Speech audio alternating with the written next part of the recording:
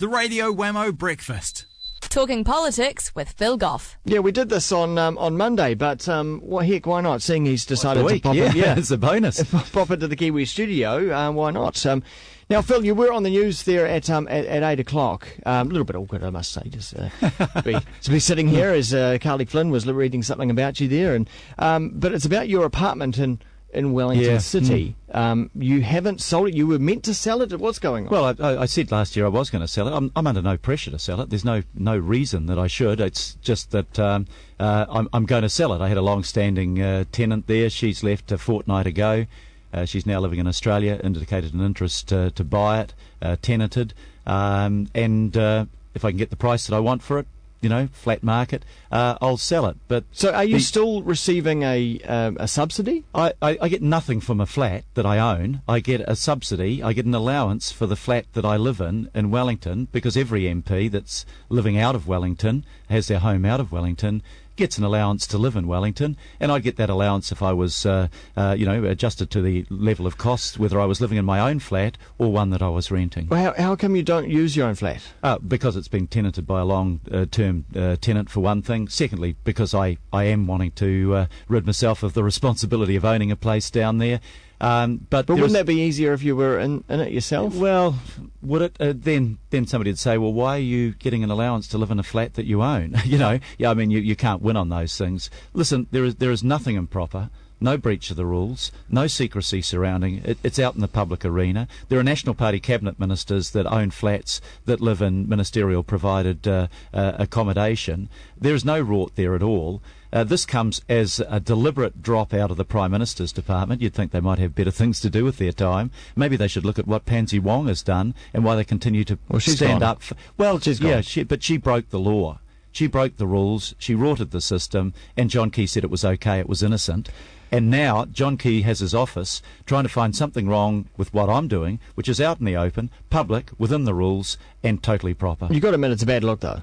Well, I don't know whether it is a bad look unless you want to make it into a bad look. It doesn't look nice. No. Look, I'm not getting anything other than what it costs me to live in Wellington, and that allowance is paid. I don't make any money out of that allowance. It goes straight to the landlord and straight to cover those costs. You hate Wellington, don't you? It's not my favourite city. I've been going there for a heck of a long time. You realise actually, it's not a bad city. Let me stand up for Wellington. Apart from the weather, because we do broadcast to Wellington. Sorry, we do broadcast to Wellington. You know that, don't you? Yeah. Okay, but no, it's a great town. But I'm an Aucklander, born and bred. That's where I live. That's the area that I represent in Parliament. So I'm down in Wellington when I have to be down there. I have a flat that I get into at midnight, leave at 7:30 in the morning. It just needs a bed and a shower, and that's my existence. I guess what are you sick of taking your gumboots and raincoat every time? I thought you were going to say umbrella, and that's one thing you never use in Wellington. No, look, Wellington would be a different place if the temperature was 3 degrees higher and the wind didn't blow as much. But it's a nice city, but it's a workplace. So just quickly going back to the apartment, you're looking to flick it on as soon as possible. I'll flick it on if I can get a reasonable price. The market's flat. It's an investment for me. It's my superannuation. But it's neither here nor there whether I keep it or sell it, to tell you the truth. No taxpayer dollar goes into supporting the apartment that I own there. I get support to live in rented accommodation, as all other MPs are entitled to, no more, no less. Okay, all right. Let's look at the year in review. It's been a terrible year, let's be honest. It hasn't been nice at all. Well, you had the earthquake, you've had Pike River coal. I mean, that's just an awful disaster. We were talking before, that Pike River, now the families don't know whether the remains will be recovered. The company's gone into liquidation. Prime Minister said, well, we might not want to spend the money on recovering the remains. If it's humanly possible to recover those remains, I hope they do it. There won't be much there, to tell you the truth, but to have something to bury, that brings closure for the families, and cost shouldn't be the key factor there. Prime Minister promised when the TV cameras were down there that they'd do everything possible. I think we should honour that. The company started behaving like a company, though, hasn't it? Yeah, well, the company's gone under. It can't produce. It won't be producing for a long time. They were a bit marginal before. It's all because it's all very well to like what's his name, Whittle, the CEO. Everyone likes he's a human face, but in the end, he's representing a company, and companies inherently are generally behave badly because they're beholden to their shareholders. Yeah, well, you've got to say there are a lot of people hurting down there. The contractors that won't get the redundancy payments, won't get the money that's owed to them. The people that work there, the whole of the Greymouth community, and really sad thing this morning. Not only do they have this, a loss of $13 million coming into a small town, but the government's decided to close down one of their government departments there, another 17 full-time jobs. That knocks the guts out of a small town, 10,000 people in Greymouth. It's going to be a pretty bleak Christmas for them, and I'm sure the rest of New Zealand is feeling for them. What about on a worldwide scale? I mean, we've had these events in New Zealand, but it's pretty grim out there in the world overall. I can't really look at it generally and see anything positive going on. Well, you read the news, you'd think, my God, the world is a totally dreadful place, and let's put an end to everything. Yeah, that's the nature of news. The bad news gets up, but look, over time there have been natural disasters. You think of Haiti, but then you think, actually, let's look on the bright side sometimes. We had that huge earthquake in Christchurch, 7.1, same size as Haiti. Haiti lost 270,000 people, and we didn't have one fatality. I heard a beautiful little story down there, and maybe I'll just take 1 minute on it. I was talking to a guy there, and he said, look, my next door neighbour, they've got a little baby, and the baby woke up about 12:30 in the morning on the morning of the earthquake, and wouldn't go back to sleep. So mum and dad decided to put the baby in the bed between them. At 4:35 in the morning, the earthquake struck. The house had a chimney. The chimney toppled down through the roof and smashed the cot to smithereens. Wow. Yeah. And it just that is a miracle. That every time those parents look at that child as she grows up, they'll say, my God, we've still got a daughter.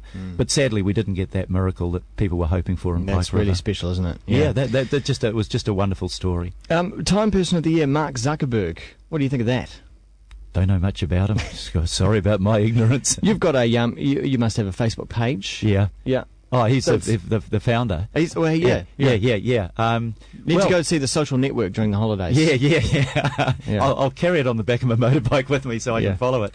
Well, look, very special. I mean, look where it's come from, and the number of people now getting their news out of social networking, fantastic. And it's those people that have that innovation and do something really special. I mean, in New Zealand, you think of Trade Me and Sam Morgan. Guys that make money out of that because they've done something really creative and special. Hey, good luck to them. I think it's fantastic. They've changed the nature of the world we live in. The funny thing is, I was thinking about him being the Time Person of the Year. A year ago, most people wouldn't know what his name was. In fact, including me. Yeah. But people know what Facebook was. But he only became prominent through negative things because of breaches of privacy, an ad campaign that they're also running on Facebook that went awry as well. So he only really gained prominence through bad press. Which is sort of a strange thing, I suppose. In some ways, I'm finding the same problem. Some people say Julian Assange should have been the Time Person of the Year. What do you make of Mr. Assange? Well, what I'm amazed about is how he's been demonised. You look at what some of the American congressmen are saying, that he should be assassinated, he should be taken out. The right-wing media commentators in the United States, there's a huge hysteria there. He didn't leak the information. He printed the information that was leaked to him. Some of that information actually is useful for mankind. Yeah. You just take... I've had some concern about the Afghanistan administration, and, we're sacrificing the lives of our people over there. Is this an administration worth fighting and dying for? And one of the things that Assange brought out was that the Vice President was found leaving the country with a suitcase of $52 million in cash in it, obviously from drug trafficking. Yeah. Well, that's what the authorities knew, but they wouldn't release. I think the public deserve to know some of those things. But don't the public deserve to know everything? Don't the public deserve to know everything that all governments are up to? Because the governments are representing the people, so why can we not know everything? Why can diplomacy not be out in the open? And I'm aware that there are bad people out in the world who want to do bad things, but if everyone knows everything, then what's the problem? Well, having an open and transparent government is a good thing overall. There are some things that you would keep secret. When I've been negotiating trade deals and the sensitive commercial matters, would I want all of my negotiating cards to be out on the table publicly so that the person that I'm negotiating with on behalf of my country knows exactly where we're at? No, I wouldn't. bad people around the world that are people smuggling or terrorists, would I really want them to know how our intelligence system worked to try to keep a track on them and keep our people safe? You know, no, I wouldn't want them to know that. It sometimes feels, though, like that citizens are treated like naughty children. You know, that New Zealanders weren't allowed to know that suddenly we had closer ties with security intelligence with the US last year. Why we should be able to know that stuff. We're not naughty children. I don't see any particular problem about that, and I've disagreed quite strongly with the Prime Minister that the new legislation on the Security Intelligence Service should be heard in secret. No, these are public submissions. These are not operational matters, they're policy matters. Let's have the Select Committee, which he chairs and I'm on, in the public arena. And if there is something that is operational and shouldn't be in the public arena, then you can take time out to hear that in private. But do it selectively. Don't do it as a general rule.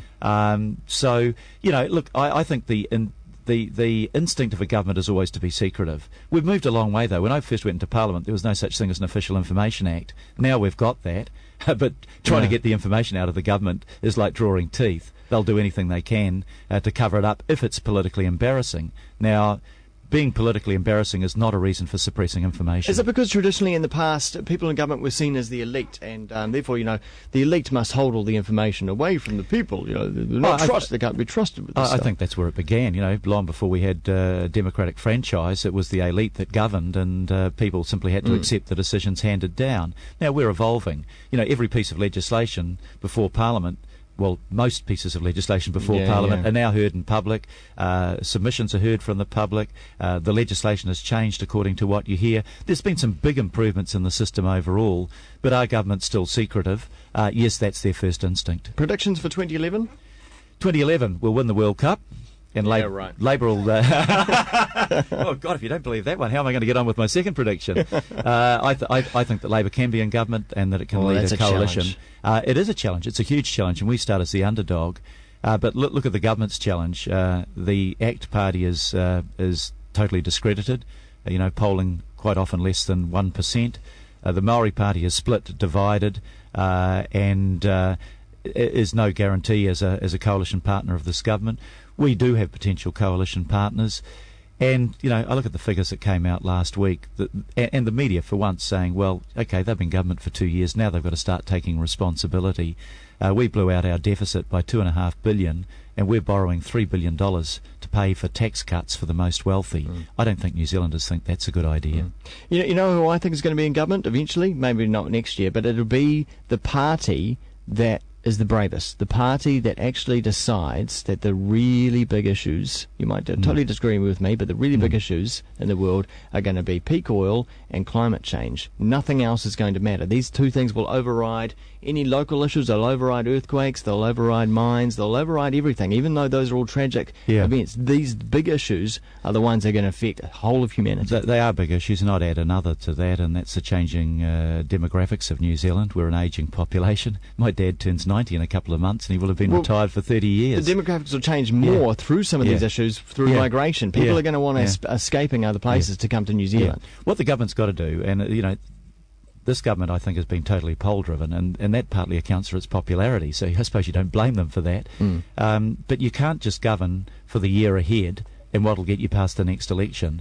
Some of those issues about, you know, getting an export-led economy, getting an economy that actually develops the things for the future, the clean, green, clever economy, those are the things that they should be focusing on, and they're not. They're putting them to one side. They're doing the populist stuff. They're pretending that there's not a problem with New Zealand's ageing population. They're pretending that they don't need to do anything really positive about helping people to save. Those are the big issues longer term, and those are the issues being avoided. And we're seeing more and more commentary around that. This government hasn't had courage in what it's done on anything. Your message for Christmas for New Zealand? Well, I think I've got to turn away from the politics and turn to people's personal lives and say, for all of the listeners of Kiwi FM, I hope it's a really great Christmas. Christmas, a time to relax and enjoy some quality time with your family. and hopefully for a happy, healthy and prosperous new year. I hope everybody has a great Christmas. And be safe out there on the boat. There's not on the boat, the bike. The bikes and the boats, actually. Yeah, and the boats, yeah, because there's some maniacs out there. Yeah, well, we're doing the South Island by motorbike, which will be really good. I'm hoping the weather's a little better than it is today. Biking's great fun, but when it's raining and the roads are greasy, different situation. All right, have a good time. Thanks very much, Phil. Okay, Wammo, thanks a lot, mate. That is Phil Goff, leader of the Labour Party.